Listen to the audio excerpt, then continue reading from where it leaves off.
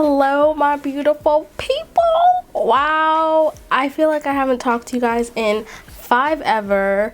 I feel like because I've been focused more on making vlogs, and to be honest, y'all ask for vlogs and then no one watches them. So I'm probably gonna go back to the original kind of videos that I usually do, which is either get ready with me's or informative videos. So that's what I'm gonna do. But before we get started, we have to light a candle to set the mood.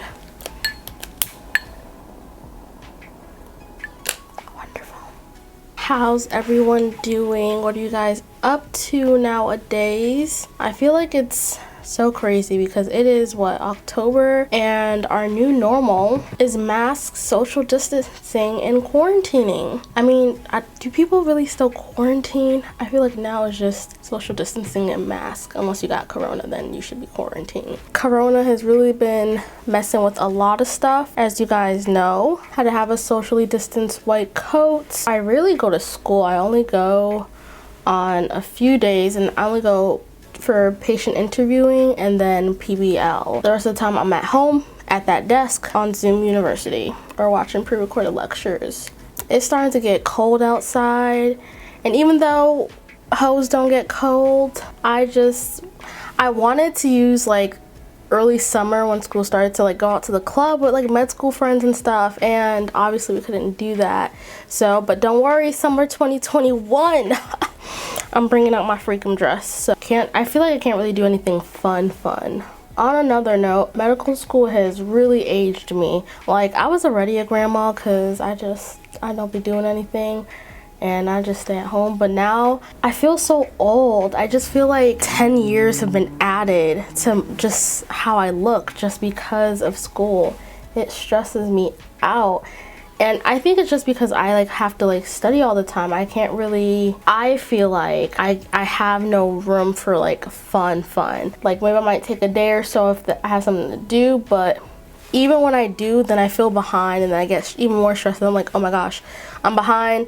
I'm not doing what I need to do. I have to catch up. Like last week, oh my gosh, last week was probably not last week, but the week leading up to the exam was such a bad week for me because I felt perpetually behind, and I was just so afraid that I wasn't gonna like know everything I needed to know for the exam. But you know, God is good. Everything worked out. We stand per usual. So I did well there, but I feel like I'm a hamster running on a hamster wheel. Like when they say it's like drinking from a fire hose, they're not lying. I feel like, because I talked to a lot of med students before I started medical school because I wanted to really get the tea on what it's like, and everyone says it's like drinking from a fire hose, which is true, but like the way I had thought about it is not the way it happened in reality, if that makes sense. It's a lot of information, don't get me wrong. Like literally all of last week leading up to the exam, me and my roommate and a whole bunch of other people were just complaining about just how much content we had for this exam, and like I felt like it was literally impossible to know and remember everything, which in reality is probably true. Like there's no way you can like memorize everything or know everything. So I just felt so overwhelmed because I was like, I feel like I don't know enough to do well on the exam, and it was just stressing me out. But honestly, it's not like for the most part the material is hard. I just feel like it's a lot of material, like literally taking 7 classes at once, and it's like most of the material you don't learn in undergrad unless like maybe you do a master's or something, and I didn't do a master's. Some of the material was like stuff from undergrad, but it's like on a different level. It's like you're going more in depth and you have to know more about it. At least like, for example, we were learning the glycolysis pathways, pentose pathways, all of that. And first of all, I will say for the MCAT, I never even memorized it in the first place. So yeah, for the MCAT, to be honest with you, I did not memorize it. I did not know what was what, to be honest. And I feel like it kind of kicked me in the butt now because I was like, damn, I really probably should have paid more attention to, you know, the glycolysis pathways, pentose pathways, all of that. But now it was like, okay, you have to know the pathways, but you need to focus more on the enzymes. You need to focus more on what regulates the enzymes. You need to focus more on the diseases that arise when you don't have an enzyme that functions properly, and all these kind of stuff. And biochem was stressing me out, y'all, literally. And honestly, y'all, I have no edges, I have arthritis, I have thrombocytopenia, and okay, I don't have thrombocytopenia, but they keep talking about it in all my lectures for the last week. So I'm like I need to look this up because everyone keeps talking about it and I don't even know what this means. I feel like, okay, depending on what med student you ask, you'll get a different answer. But I actually like Zoom University School of Medicine. I honestly don't mind being at home, going to class in my bonnet and in my robe, because y'all know I love wearing my robe. So I be in my robe like 99.5% of the time. But I really don't like it when they start to ask. They say, oh, can everyone turn on their cameras? Like, no, sweetie, I just woke up. I don't look cute. I don't want to turn my camera on. Usually during like regular class that doesn't happen, but like when we're in like breakout rooms or small group, then you feel more pressure to have your camera on. And I'm just like, at the same time, y'all, I don't know who I'm fooling. I'm the same person who will go to the grocery store in a bonnet and I won't care. Shoot, I've gone to office hours in a wig cap before. Like, I honestly don't care, because to me, I'm like, there is no one out here in these streets I am trying to impress. But seriously, you guys, I need a vacation. I think one of the biggest challenges of medical school is that it feels like there's no stopping, and I truly feel like I can never catch a breath or a break. Like, literally after one exam, the next day we start another block. Like, there really is no like, oh, okay, let's give you guys a day off to like debrief. So it's really like you were hustling, stressing out all weekend to take this exam on Monday, then Tuesday you're back in it. And I think that's really stressful, and it just, I don't know, I think it takes a lot of energy and it requires a lot of resilience. And what is the word? Resilience, but also like, I don't know what the word is. Maybe one of you guys can put in the comments, but it requires just having a lot of momentum and motivation to keep going even when you're tired. Like this past week after that exam, I feel like the exam took a lot more out of me than I thought it did, because I was sluggish this week. I was sluggish. I was also stressed because the block we're in now, we're learning like microbiology, and we're learning all these bacteria, the virulence factors, all that kind of stuff. We're learning all the different antibiotics and having to know their mechanisms of action and their resistance and their uses, their clinical uses and all that kind of stuff. And I'm like, I know I said I want to be a doctor, but this too much. I just, y'all, I need a vacation. And the next vacation we have is for Thanksgiving, and best believe, when Thanksgiving come, don't call me, don't text me, don't talk to me, don't do nothing, don't DM me, because I am going to sleep for 48 hours. That's what I'm going to do. Watch Netflix, run around my small apartment. That's what I'm going to do, because my edges. And technically speaking, if I really wanted to, I could do all of that now, but then I'd be behind in school, and nothing irks my soul more than being behind in school. Like, I can't be behind. That's all I gotta say. I can't. I found the way I cope with stress in medical school is to be ahead. To like be at least a day or two ahead. That's the way I cope. Is it more work? Yes, but you know what? More work at the expense of not being stressed. So I will take it any day. Anyways, enough about medical school, because my life is more than medical school. I'm lying. My whole life is medical school right now. There's nothing more than medical school in my life, to be honest with you. Like, I wake up, eat, breathe, live medical school, to be honest. But that's not the way it should be, but that's the way it is. It brings me to my next point. Like, and I think part of it, I think it's also like depends on who you are as a person. Like for me personally, I came into medical school like hitting the ground running. Like, I was not taking any L's, and I was completely okay with fully immersing myself and dedicating myself to medicine and doing well in school and just really focusing on how to like stay ahead. Because I think my biggest fear, having like struggled in undergrad, was falling behind, failing, not getting the memo, not knowing how to do the things I need to do to be successful earlier on. So I think I'm a lot more critical of myself, and I'm a lot more like intentional about just being nothing but school. So my roommate and I were walking around our neighborhood because I don't think I had to really talk to her that weekend, so I just want to catch up, and you know, what better way than to take a walk and talk, you know?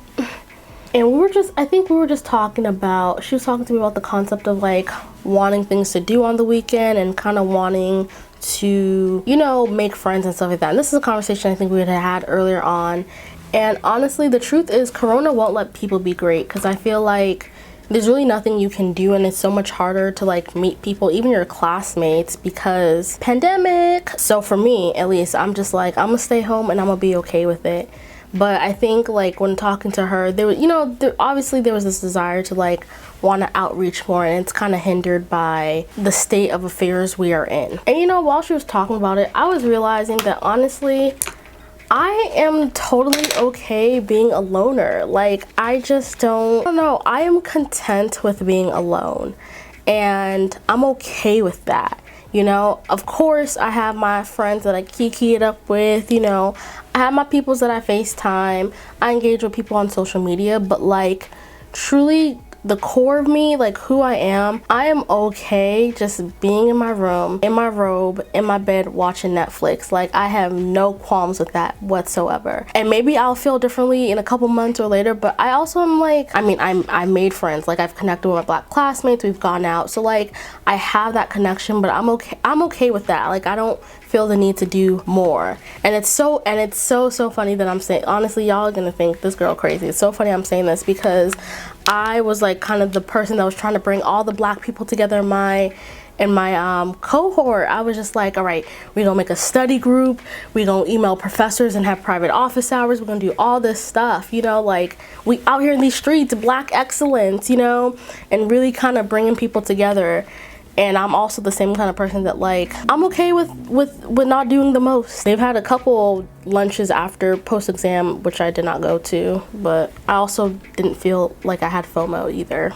I'm like, I'm gonna see y'all later. We gonna be in medical school for 4 years. I think the truth is like, I just have a social battery, and once it's depleted, I need like 7 to 10 business days to recharge. And during those 7 to 10 business days, don't try to talk to me, don't call my number, don't do nothing, because I will not respond. And I have 100 unread text messages to prove it. That's just me, you know. I think I'm one of those people where I like being able to have control and choose when I choose to engage and when I choose to be social versus when I like just want to keep to myself. And even when I'm at home, the way I see my house, my home is like, it's my safe haven where I can just exist in silence and peace and just like enjoy my own company, you know, because no one is my best friend like me. I mean, of course, God, but second is me. And honestly, you guys, that's part of the reason why I kind of like YouTube and my social media platform, because I can control when and when I don't engage and how much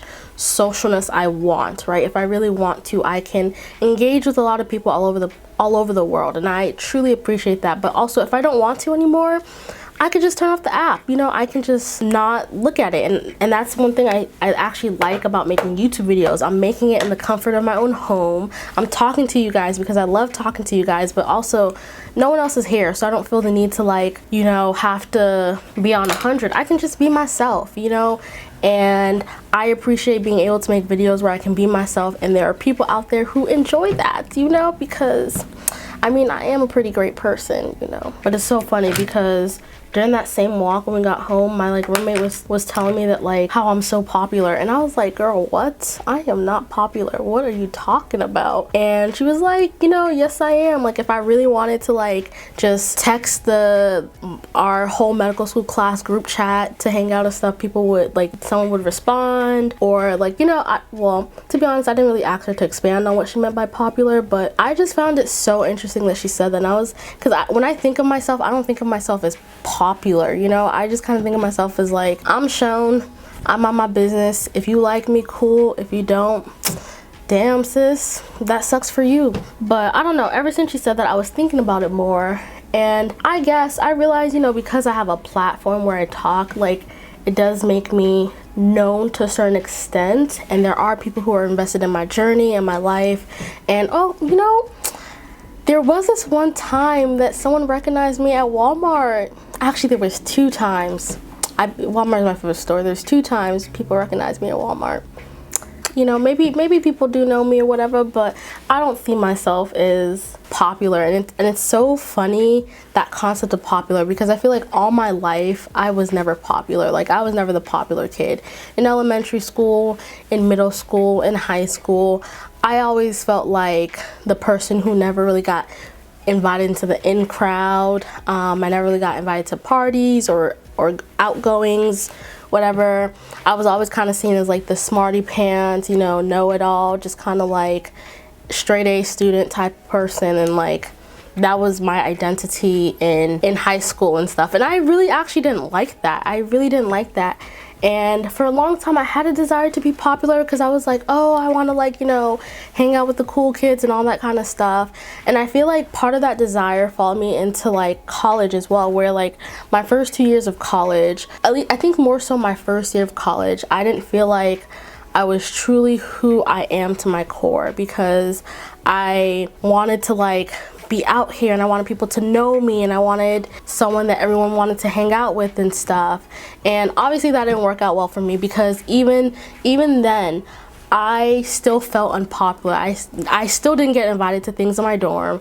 I, didn't really have any friends my freshman year. And I think sophomore year, really when I got involved in the African community, that's really where I found myself and was able to like be more authentically who I am, and be able to explore my identity and just be real with myself, and not have to be like this person that everyone needs to know. I just was like, I'm gonna do me. I'm in this community where I love my African people. We can dance to Afro beats, we can do all this stuff. And slowly but surely I think I found my community and just found who I was and found myself. And I think part of that was also being in therapy as well. Y'all know me. Well, if you don't know, I'm telling you now. I always advocate for students of color, especially when you're in college, to go to therapy if you can. Like let me not say most schools, but because I only went to Stanford, but like at least Stanford offers like a counseling and psychological services where you can go and talk to someone. And I utilized that for most of my undergrad career, from like sophomore year to like senior year. And then I just so happened to have some good employer insurance that allowed me to continue seeing my psychiatrist during my gap years. And honestly, I feel like therapy is really what helped me learn more about myself and become more honest with myself. And the truth is, we don't like being truthful with ourselves. Sometimes we choose not to tell ourselves the truth just because we don't want to admit it, or we feel like admitting a certain part of ourselves will make us seem weak or whatever. And honestly, I've learned that I have to be okay with who I am, and I don't need to subdue or ignore parts of myself that I think aren't good, right? Quote unquote. Like a perfect example was, for so long, y'all, for so long, I refused to accept the fact that I am just an emotional person. I am sensitive. I am an emotional person. When I'm angry, I cry. When I'm stressed, I cry. When I'm sad, I cry. I'm a crier, y'all, And for so long, I wanted to be like this tough cookie, that like, oh, things don't get to me, I don't care about this. But the truth is, the only person I'm fooling is myself. Like, girl, you upset, just go ahead and cry for like 30 minutes and then pick yourself back up and figure out what you're gonna do next. Period, poop. I feel like social media and like TV shows and all this kind of stuff create these unrealistic images of what we think our lives and social relationships should be like. And sometimes you have to accept that like maybe that's not you. And I think more so into my adulthood, and even now, I really accepted that like I think I'm okay with not having the like whole main crew thing, because the truth is, the kind of person I am is I'm a very private person. Like, I'm very selective about what I share about myself, even with close friends. I'm very private about what I share. I enjoy my own company more so than I enjoy the company of others, and that's the truth, right? I personally can't go out for too long, because then I get irritated because I want to be home and I'm thinking about resting and all this kind of stuff. And that's just me. And I'm like, okay, well, who I am intrinsically is not a social butterfly, like in person, I think. And it's so funny because I'll talk to people and they'll be like, I would never guess that with your social media platform and stuff. And I'm like, don't let the internet fool you.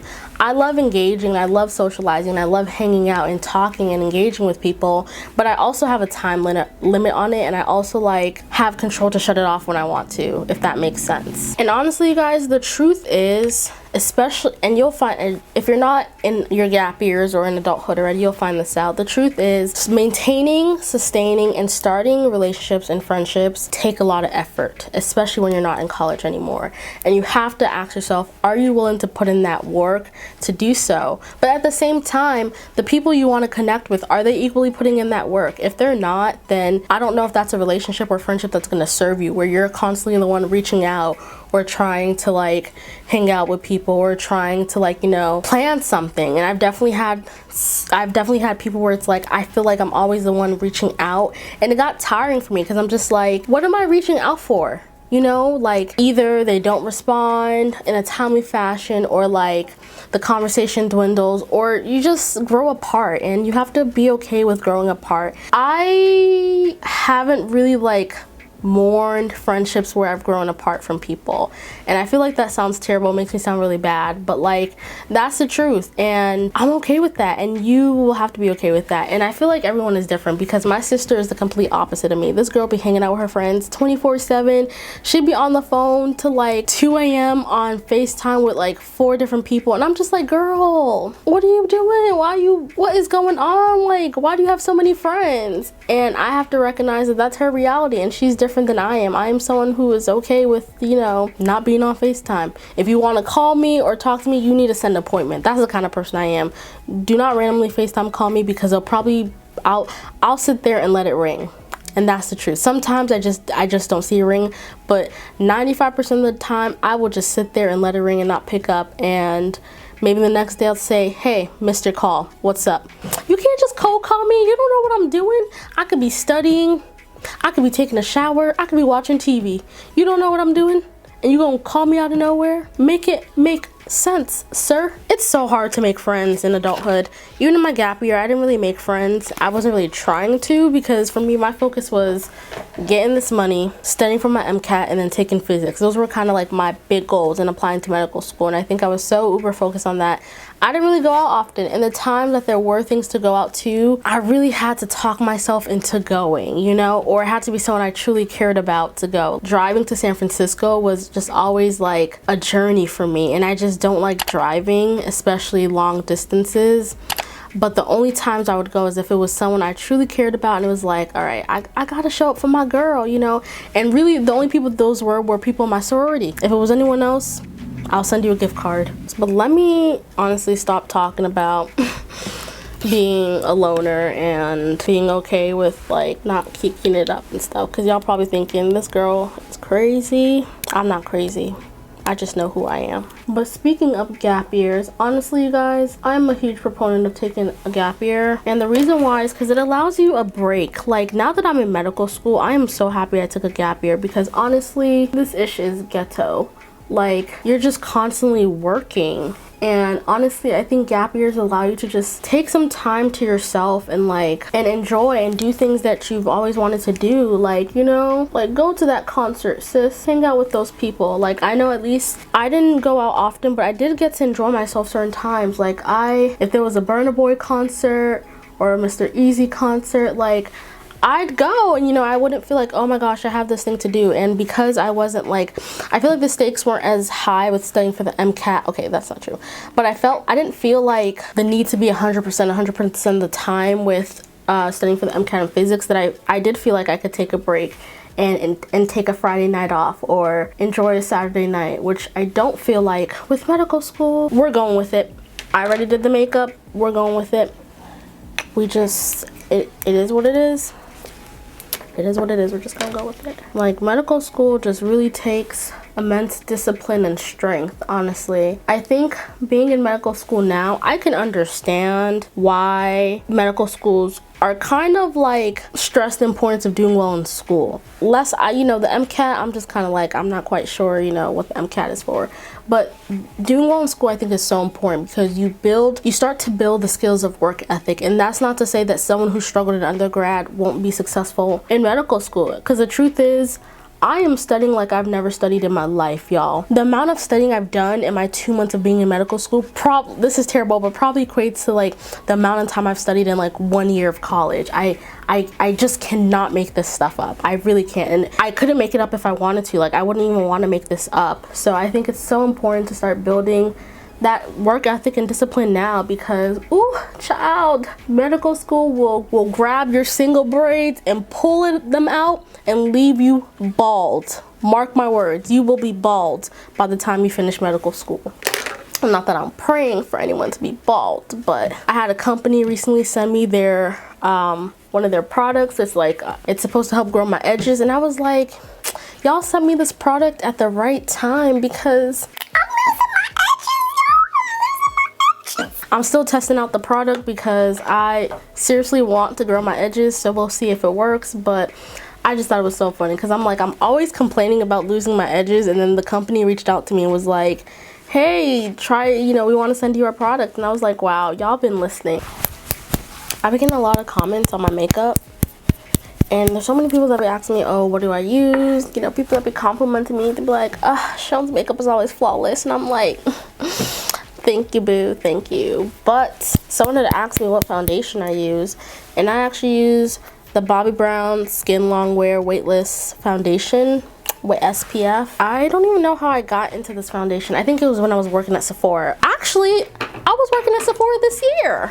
I started working at Sephora last November, and then I quit in February because I was just tired. I was working 2 jobs, and I was just tired. I would go to my 9 to 5, and then no, it was 8 to 4. Then I would go to from like 5 p.m. to 10 p.m. work at Sephora. Ugh, I truly had no edges then.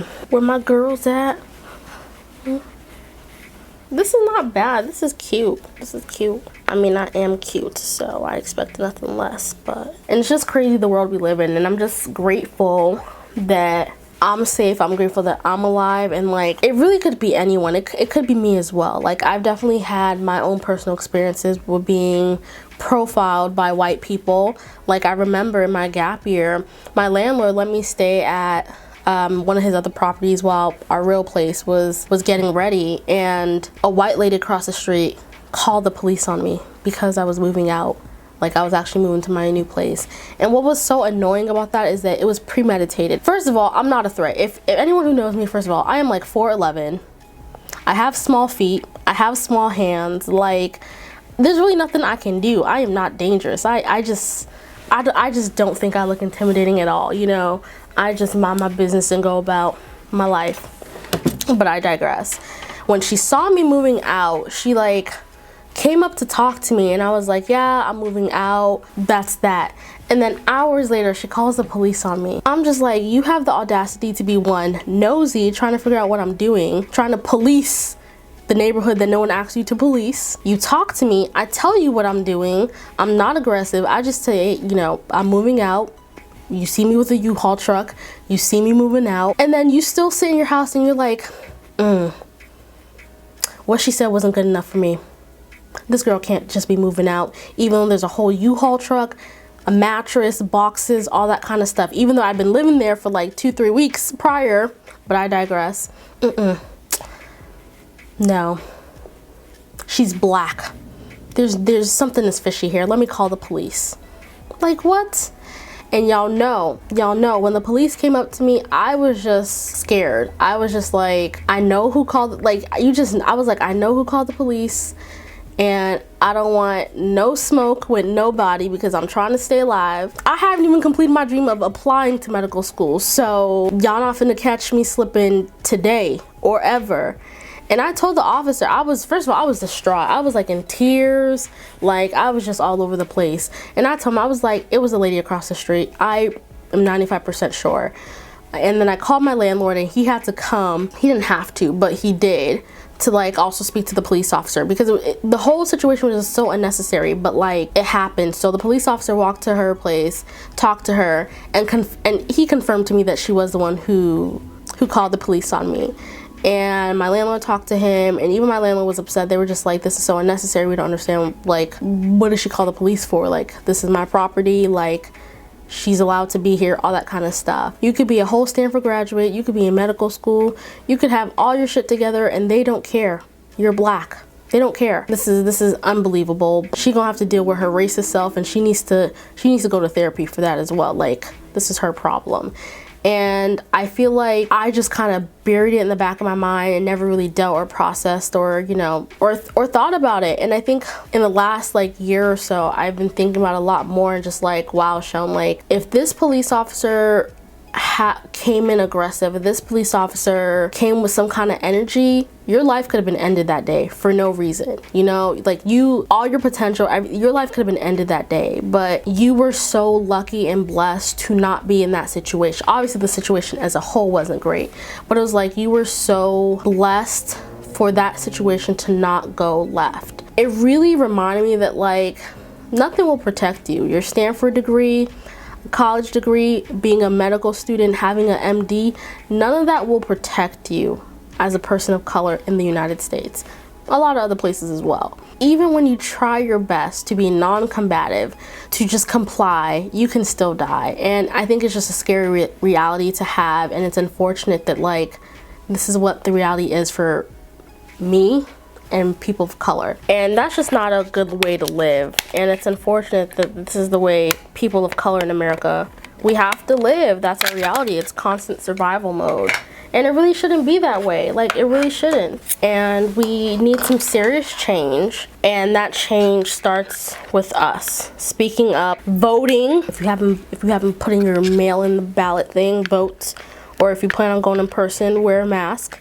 But voting, it is so important to vote in this election. It's so important to vote in every single election. I say all this to say, go vote.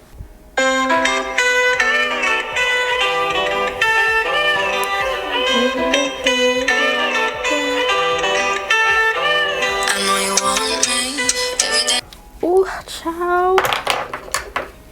I look so good.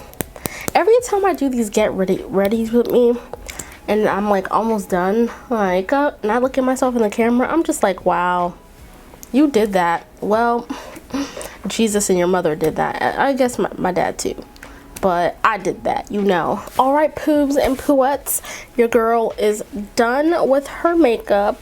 You know, y'all know I already got the go-to hairstyle. I really want to get back into the wigs, but I don't go nowhere. I stay at home, so I'm gonna just keep being in my bonnet. But I am done. This might be a longer video than usual. I try to keep my videos around 20 minutes, but this might go over a little bit, so I hope you stuck with me to the end.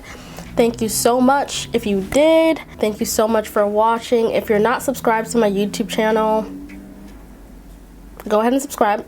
Then click the notification button so you know every single time I upload another video. Because lately, YouTube and the Instagrams, algorithms, all their algorithms be playing your girl. And I'm like, oh no, I know I have more engagement than this. Don't disrespect me. So turn on the notification bell so you know when I upload, so you can just, you know, come watch your HPIC. Go follow me on Instagram if you're not already, at theprettymed_. And for those who are my pre-med babies who just be wanting resources, in case you didn't know, I have a website, theprettymed.com. I have a ton of resources on there, blogs and all that kind of stuff, so you guys should check it out. Thank you so much for watching, and I will see you guys in another video.